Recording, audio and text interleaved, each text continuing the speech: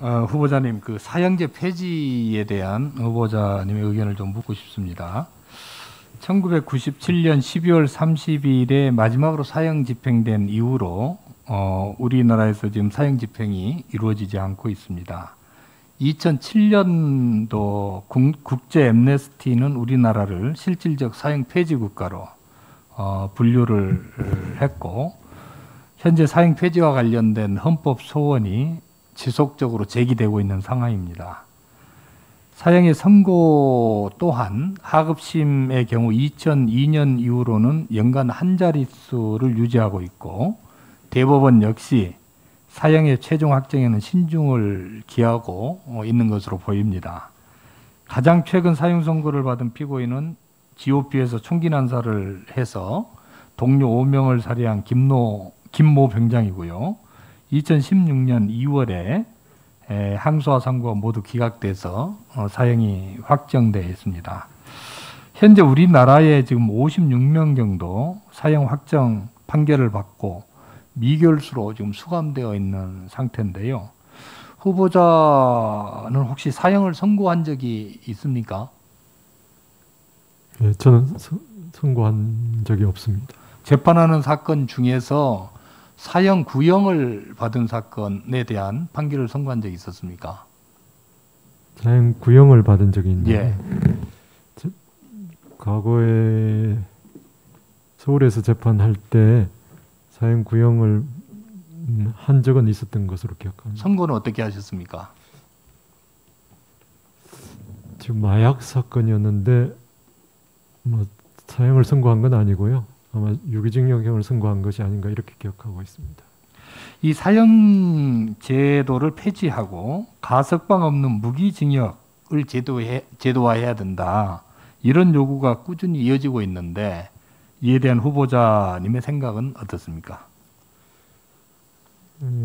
사형제 폐지에 대해서는 찬반 의견이 있겠지만 전체적으로 사형제로 인해 가지고 돌이킬 수 없는 결과를 낳을 수 있고 또 우리 역사에도 그런 일이 있었던 것으로 이해가 있기 때문에 사형제 폐지에 대해서는 저는 개인적으로는 같은 찬성 의견을 가지고 있습니다.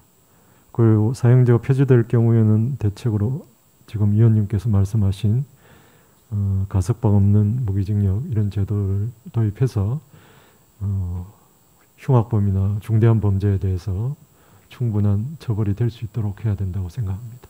예. 후보자님은 국가보안법 위반 혐의로 실형을 선고받았다가 판사가 된 정말 특이한 경력을 갖고 있습니다. 그 후보자에 대해서 1심 실형을 선고했던 판사가 누구였던가요? 합의부에서 재판했는데 지금 언론에 보도되기로는 주심이 지금 권 대법관님이라고 권순일 대법관님이라고 이렇게 보도됐는데 제가 확인하지는 못했습니다. 그 권순일 대법관이 이제 유죄를 선고하고 실형을 선고했는데 후보자께서 판사가 되신 후에 네. 권순일 대법관하고 어떤 관계는 어떻습니까? 과거에 서울지방법원에 근무할 때 같은 법원에 근무한 적이 있었습니다. 저는 합의부 배석 판사였고 형사 단독을 하시지 않았나 이렇게 기억하고 있습니다.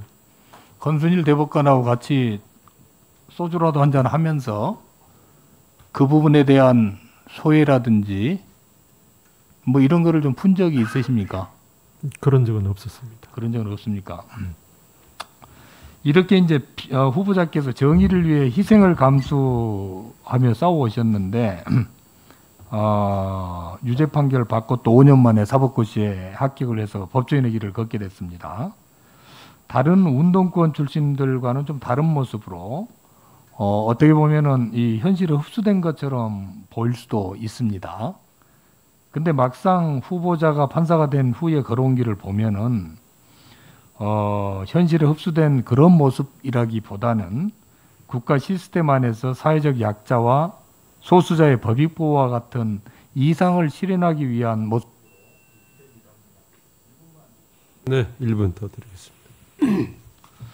이러한 모습은 후보자의 부산 판례연구회와 법원 내 노동법 커뮤니티 등에서 활동한 면모를 봐도 알 수 있고요. 후보자께서 가장 기억에 남는 판결이라고 하신 국민보도연맹 사건에 대한 판결에서도 드러난다고 생각을 합니다. 이제 사법부의 최고기관인 그 대법관 후보에 지금 올랐는데요. 대법관이 된다면은 후보자께서는 어떤 분야를 중점적으로 좀 추진할 것인지, 물론 본인의 그 재판에 있어서 어떤 분야를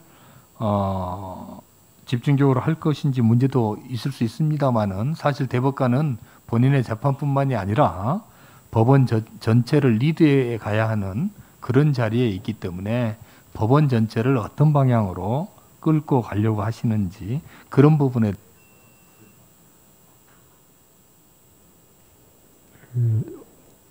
어떤 분야에 관심을 가지고 갈 거냐, 그런 말씀이시죠?